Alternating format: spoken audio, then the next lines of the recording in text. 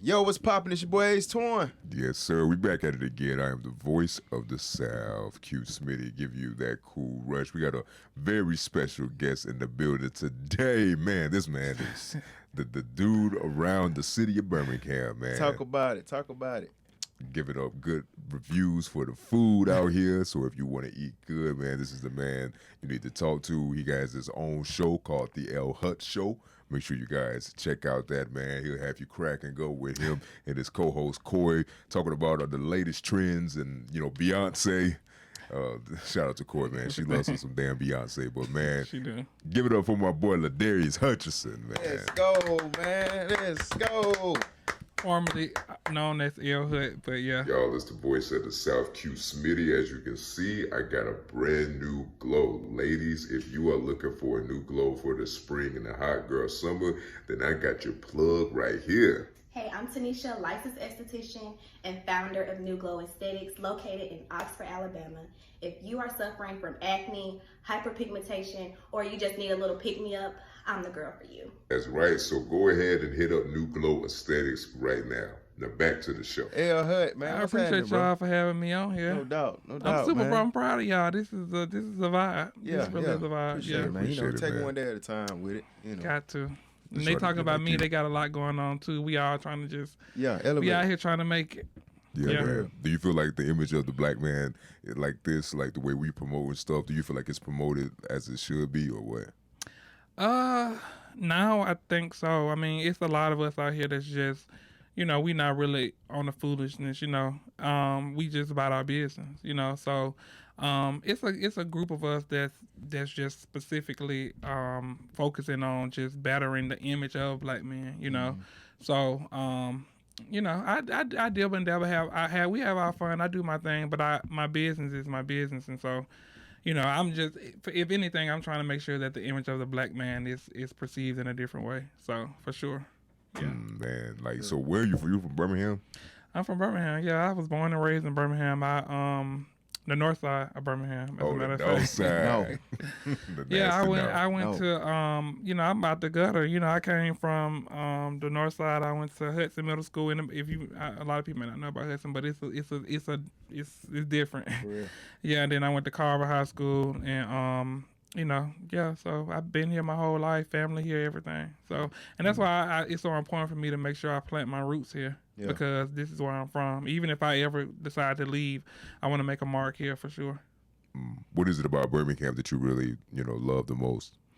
Well, right now, I love the fact of how it's growing. I like the fact that Birmingham was looked at in one way for so long, but I think we making a pivotal change at this point to like become maybe like a mini Atlanta, because we're getting a lot of opportunities, a lot more job opportunities are going to come from that. And we just been looked at a lot different. We had the 2022 World Games here. So I'm proud of, if anything, the progression of it. And Birmingham is, it's made some greatness, So, and the history of it, I'm proud of that as well. Because a lot of people, when they think about Birmingham, they think about our history. Yeah. So, yeah, all that. Definitely, man. And I want to talk about your channel, the YouTube channel, man. Okay. And I didn't even know, bro. Also, shout out to my boy used to train, man. He used to get at it. He used to get at it, man. So, but I remember I was talking about this on your channel. I was like, and you showed me one day, just so happened. I don't know how we got on it. Oh, yeah, we was talking about the fitness, and it was on my channel. Yeah. And I was like, what's your channel, bro? So, you showed me your channel. I was like, God damn. Man, Like, this bro, dude got some really out followers. here, man. Some real followers. Real and, followers. I just want to say, like, what kind of driven you to create that channel, the food channel? Well, so my YouTube channel, it's a story, but I started the YouTube channel back in 2015. And like most people, like most of us, I dabbled and dabbled into a whole lot. Like when I originally started, I was doing like workout videos and meal prep videos and just stuff like that. Just really just confused about what my lane was going to be. Right.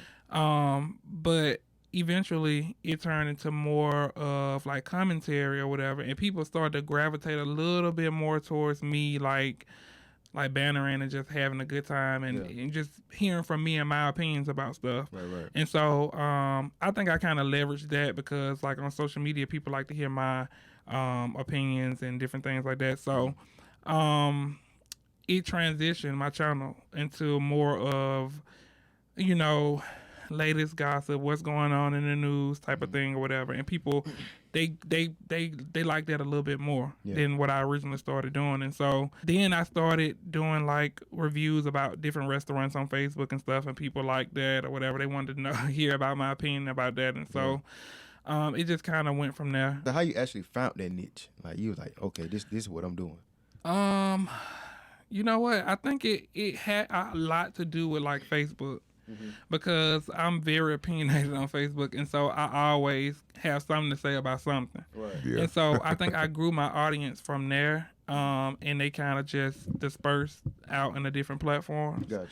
Like with recently, I went viral on TikTok, and I did a review on Ruth's Place, the restaurant, and it went super viral. It's like almost got 100,000 views right now. Yeah. And that was about 2 weeks ago. Okay. And in the midst of that time, I got like 2,500 new TikTok followers, and all my other videos are getting like 5,000, 6,000, 7,000 views, 20,000 at this point views on my other videos. And so, I don't know. I just feel like right now I'm in my season, and I'm doing exactly what I'm supposed to be doing because it all just kind of worked out for itself. Gotcha. Because, like I said, it started on Facebook. They moved over to my YouTube channel.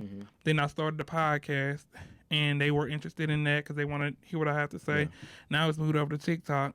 You know, it's growing. TikTok grew in like 2 weeks. You know, it's instant with TikTok. Yeah.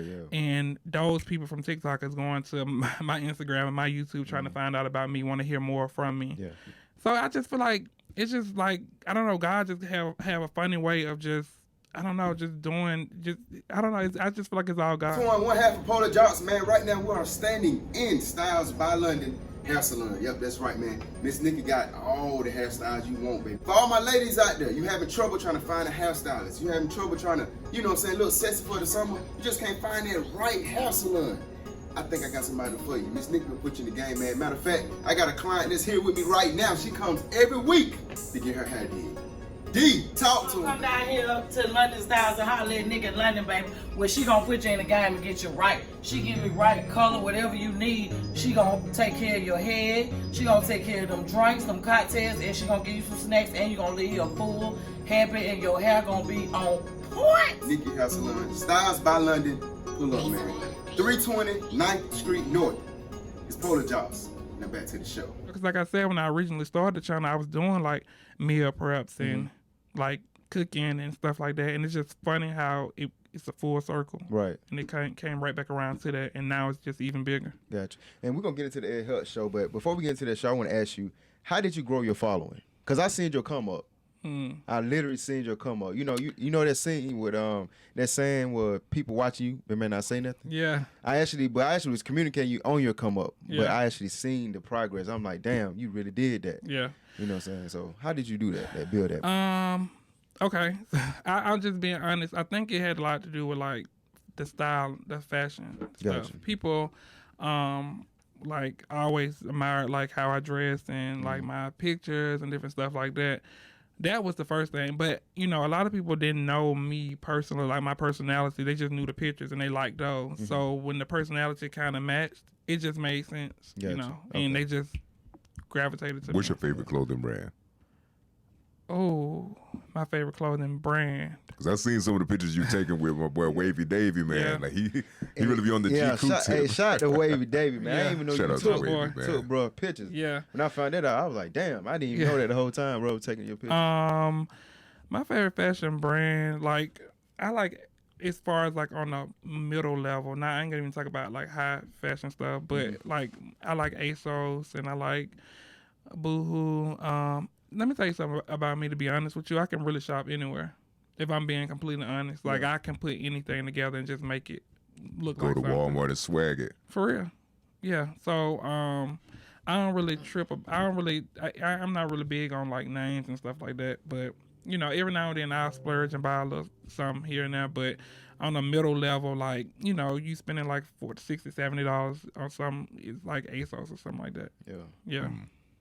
Gotcha. Real simple. I try to keep it, but I was also an ambassador for Express as well, which I'm about to get back in with them. But I even like their clothes, or I shop anywhere. I done bought clothes off Amazon. So it just it's not really about where you get it from. It's just about how you put it on. Yeah, put that shit together. That's it. So man, let's get into the L Hut show, man. So how did the L Hut show actually start? Well, I had played around with the idea of doing a podcast for a long time, maybe since maybe 2018 or whatever. And the guy who owns the studio where I record, he was one of my trainers at one point, and he was a manager of mine at one of my old jobs. And, he runs, and I had been told him I was going to do it or whatever. Because I had kind of got burned out on YouTube, to be honest with you. It started not to interest me. So I'm like, I got all these people on here. I got the 1.5 thousand people on here that's subscribed to my YouTube channel. I got to do something with it, and so I'm like, I want to do something more on the Breakfast Club type of style, because I was over just getting in front of the camera and doing what I was doing. I just feel like it just wasn't serving me a purpose no more.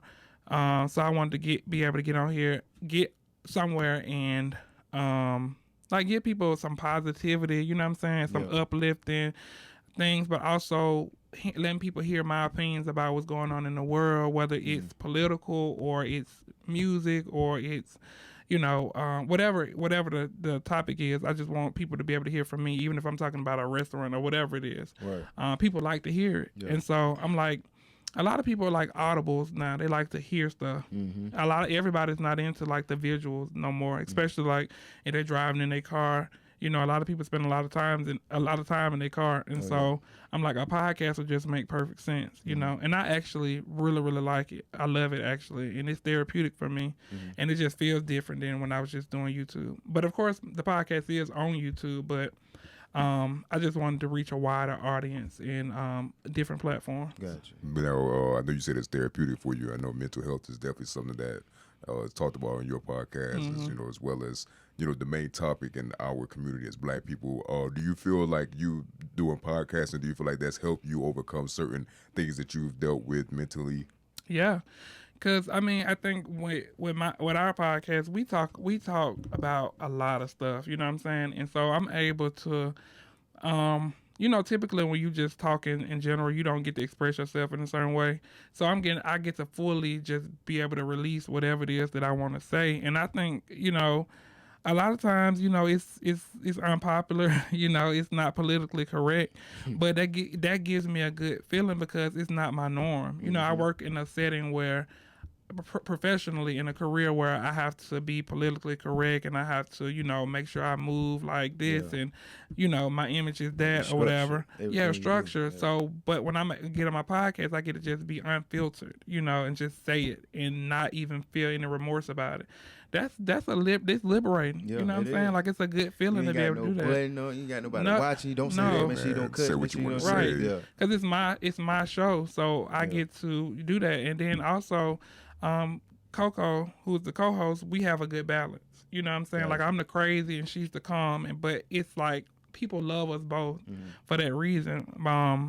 So, and we both get on there and talk about deep stuff, that we probably normally wouldn't talk about, but it's helped my mental a lot. I feel like I'm I'm my own therapist. I feel like I'm in a much better mental space than I've ever been. If you had somebody who's first tuning into your podcast right here right now, what's something that you would recommend that they listen for? What would they listen for in your podcast that could really spark that interest in them? I think it's honestly like the authenticity. Like, I want them to be able to really know that whatever it is that I'm saying, I mean it. That's most important for me. But also, it's a lesson in every episode. We always try to give a little tidbit about something educational. So we always talk about that every episode when we're planning. We always try to make sure that we leave them with something, you know. So I don't want to just be on there gossiping and talking and not feeding people, you know, because people are going to tune in for the gossip. They want to hear what we got to say about Megan or Cardi or Nikki. You know, they want to hear that, but they also can get those little nuggets in there that can uplift them or can give them like, hey, you can go to this site to do this or this. You know what I'm saying? So we always try to give back to people in that way. So that's what I want them to hear. I want them to be able to get the, you know, authentic us, but also get the educational side of it as well. Yeah. So it's a lot of that, and and that's why I appreciate Coco, because she's the one who really drew that in my head. Well, you know, it's a site you can go to for this, or they can do this, you know, and we always try to relate it to the topics that we're talking about. So yeah. Shout out to Coco, man, doing the thing. She was supposed to be here. She had a prior engagement, but I was gonna make it. I don't care. Yeah. For sure, man. You also do food reviews too, man. How did you get into food reviews? What's your favorite food, man? Oh man, I love seafood. I love crab legs, but I can't really have them. I developed my own allergy. They are expensive, but I developed an allergy for them because I was eating them so much at one point. But the food reviews, that's another thing. So I feel like just like with YouTube, TikTok is a platform where you need to find your niche, you know. But I also was like, damn, I don't want to be stuck. I don't want to be boxed in. You know what I'm saying? Because I feel like, but the crazy part about it is the thing I didn't want to be boxed in for is the thing that went viral. You know, I'm like, that's what pushed you. Yeah, but I wanted it initially to be about fashion. You know what I'm saying? But I'm just listening to God. You know what I'm saying? I'm just doing exactly what it is He wants me to do, and clearly, you know, that's it. But I think everything is just. I got a feeling that everything is just going to work in together, because I still on TikTok want to do like the fashion type of videos and stuff like that, which I will. But what I'm going to do is I'm going to just build my platform on these food reviews, you know, because people at this point want me to come to do it for free and different. So it's a lot of different opportunities that's coming with it. So I'm going to keep elevating with that, and then eventually segue in other portions of who I am, you know what I'm saying? Because I'm not one dimensional, you know. I'm in school, you know what I'm saying? I have a career. I do the podcast. I have my own business, the graphic business. So I got a lot of different parts of me that I want to incorporate. And so, but the food reviews, just I've been doing them, you know. Like I said, I've always had a liking for just being opinionated about my experiences with places and stuff. And it's not just like food, but I do like different places in Birmingham that you can visit, and stuff like that. But that's kind of how the food reviews happen. Dope, man. Dope. Last question, last but not least, man. How do you separate your business, your personal life? I know you say you do a lot of things, like 4 different things. How you separate them and not, you know, be so clogged up and overwhelmed at times? You know what? I was just having a conversation about this the other day. Sometimes it is a little bit difficult to separate your personal and your work life, because you know, it's a real thin line, you know what I'm saying? Because it's certain things you just don't want to do and say, even though, like I said, I'm unfiltered on my podcast, I don't take it to the point where it's like no return, because if my job actually sees it, I don't want them to like look at me in a certain light and things like that. I'm not like trying to tell them where to find me at. Right. No, they don't. They probably don't know, but I don't try to pacify them, but I just still like try to keep it. It's a balance you have to have or whatever. But with me, I got a good balance. You know what I'm saying? Like a lot of people think that I'm always just out on the go. I'm like, no, but I handle my damn business. You know what I'm saying? Typically Monday through Friday, I'm handling business. I'm doing school. I'm in school, so I'm doing that, or I'm doing my business stuff, or, you know, doing some prep for the podcast, or, you know, of course working. So, on the weekends, that's my turn up time. You know what I'm saying? That's my time to release and have a good time. Yeah. You know, because people are always like, you always in the streets. I'm like, yeah, if you had all the stuff going on that I got going on, you would be too. Yeah, you have to have some kind of release. Yeah, but you got to, bro. I done found my balance. Yeah. You know what I'm saying? It was difficult at first because, you know, priorities come before anything. But I think at this point I got a really good balance because I have a routine that I follow. And like I go to work, get off work, I go to the gym, I come home, I do schoolwork, I do a few orders or whatever. I'm in bed by 11 o'clock. As long as I can get me like a good 8 hours of sleep, I'm good. That's what's up, man. For sure, man. I L like that, Hut. bro. L Hut in the building, man, doing big Building, things. man. L Hut, what can you tell the people before we get up out of here, man, before we leave? Well, y'all can follow me on social media.